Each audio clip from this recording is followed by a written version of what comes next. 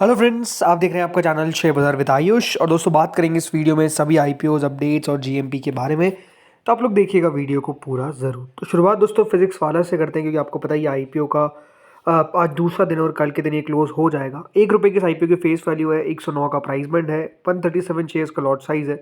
यह आईपीओ है fresh issue plus offer for sale, जिसमें 3,480 करोड़ का इशू है।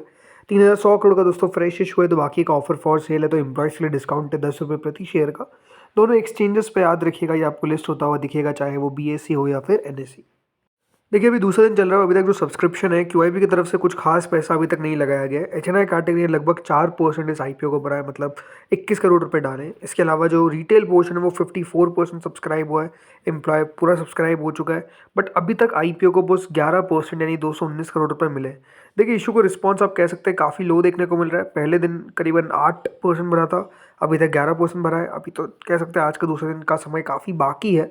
बट क्या पैसा हमको आता हुआ देखने को मिलेगा बेहतर क्यूआईबी की तरफ से, ये अपने आप में एक देखने वाली बात होगी।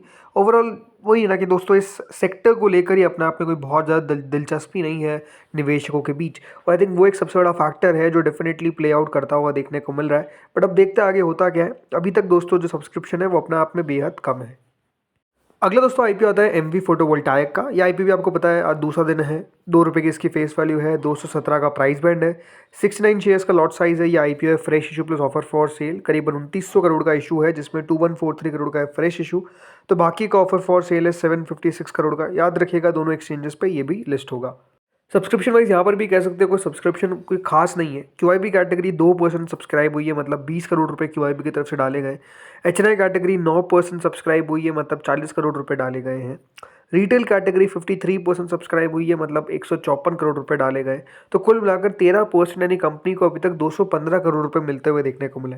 इस आईपीओ को दोस्तों दूसरा दिन है आज, और पहले दिन के अंदर ये आईपीओ भी 34% माफ कीजिएगा 9% सब्सक्राइब हुआ था। और अभी तक टोटल मिलाकर 13% सब्सक्राइब होने में कामयाब हुआ है। यहाँ पर भी जैसे मैंने कहा अभी समय है, बट कितना बढ़िया कर पाएगा ये भी अपने आप में एक देखने वाली बात है। कंपनी बढ़िया कर रही है, बट आई थिंक वही ना, वैल्यूएशन को लेकर थोड़ा सा बाजार चिंतित रहता है। आई थिंक वो भी यहाँ पर बात है कि वैल्यूएशन कह सकते हैं उतनी कुछ खास देखने को नहीं मिल रही है। बट ठीक है, अब देखते हैं आगे होता क्या है। आज दूसरा ही दिन है, तो देखते दूसरे दिन कितना सब्सक्राइब हो पाता है, कितना सब्सक्रिप्शन देखने को मिलता है। और कल तो अपने आप में फाइनल डे है ही। अब बात करते हैं टेनेको क्लीन एयर के बारे में। तो दोस्तों, आज से एक नया मेन बोर्ड आईपीओ ओपन हुआ है, जिसका नाम है टेनेको क्लीन एयर। ये आईपीओ याद रखिएगा 14 नवंबर तक ओपन रहेगा। ₹10 की इस आईपीओ की फेस वैल्यू है, 397 का प्राइस बैंड है, 37 शेयर्स का लॉट साइज है। एक पूरा का पूरा ओएफएस है 3,600 करोड़ का। तो दोनों एक्सचेंजेस पे याद रखिएगा टेनेको क्लीन एयर आपको लिस्ट होता हुआ दिखेगा।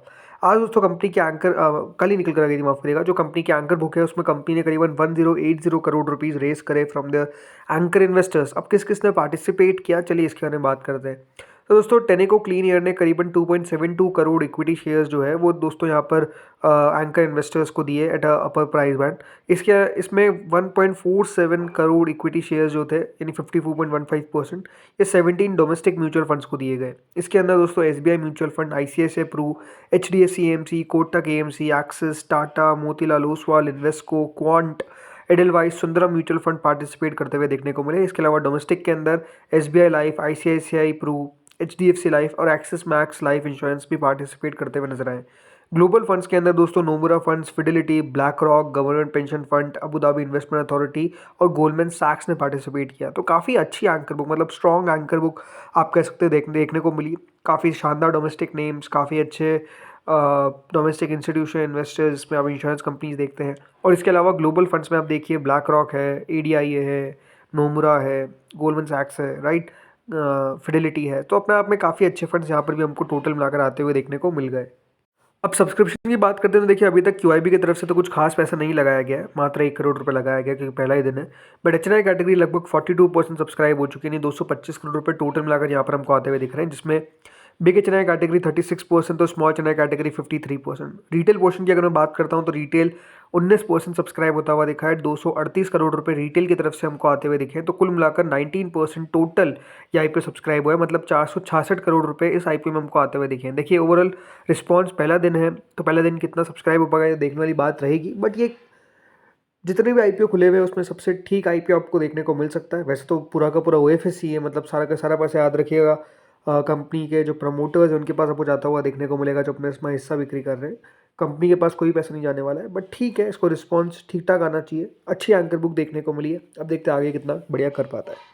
अब दोस्तों कुछ आईपीओ न्यूज़ पे बात करते हैं। तो देखिए यहाँ पर एक्वस के प्री आईपीओ में एसबीआई फंड्स और डीएसपी इंडिया फंड ने करीबन इन्वेस्ट करे 144 करोड़। तो जी हाँ, एसबीआई, डीएसपी और थिंक इंडिया ने इन्वेस्ट करे 144 करोड़ इन प्री आईपीओ राउंड।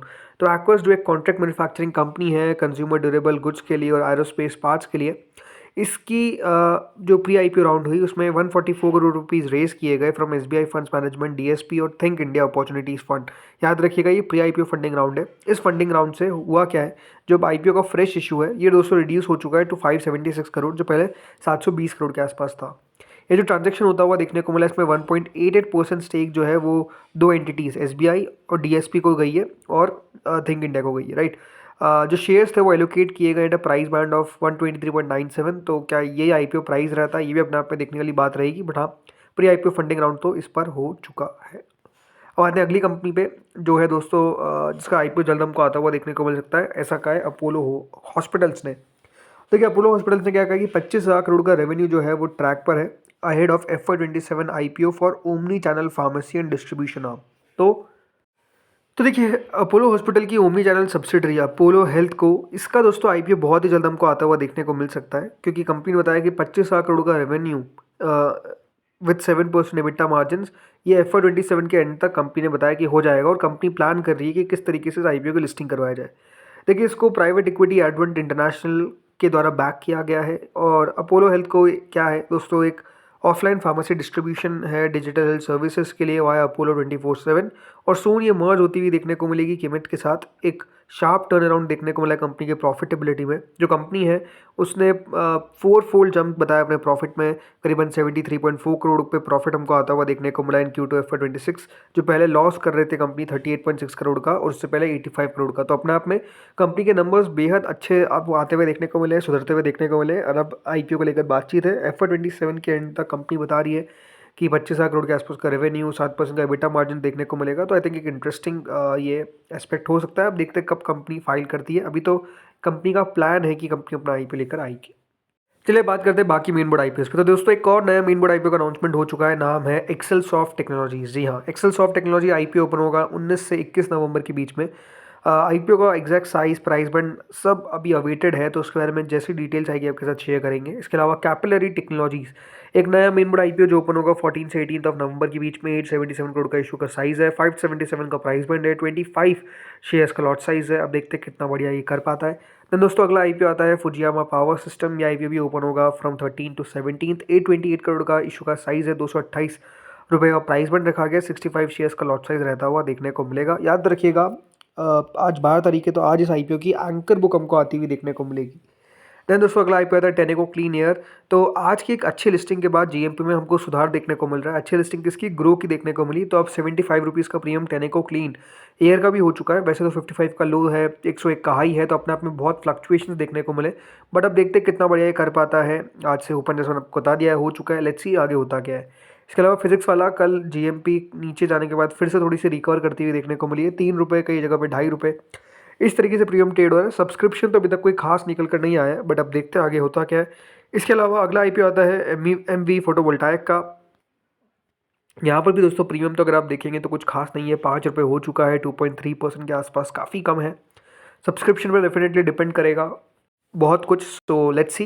देन दोस्तों अगला आईपीओ आता है पाइन लैब्स का, जिसका आज के दिन अलॉटमेंट आने वाला है। कल जब आईपीओ बंद हुआ था तो जीएमपी 0 हो गई थी, अभी 1 रुपये के आसपास चल रही है।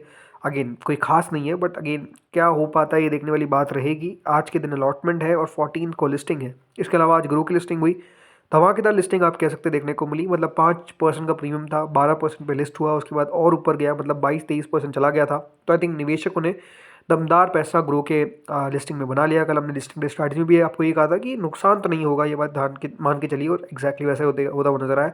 102 का हमारा अपर बैंड था और उसके ऊपर जाकर लिस्ट हुआ। तो I think it's a very good listing. तो congratulation to all the allottees.